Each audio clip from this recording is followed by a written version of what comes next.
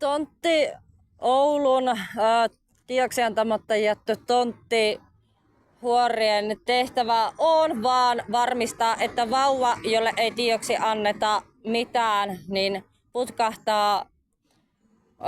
tähän Oulun maailmaan aivan tiedottomana tonteista ja pyrkimys käydä koulua tonttitiedottomana tietämättä mihin perustaa perheen ja minne perustaa talon ja minne muuttaa talon asumaan. Oulun tontti, työasunnot, vuokrahuoneistot sekä omistusasunnot ovat vasta 2023 syntyneiden tiedoksiantamatta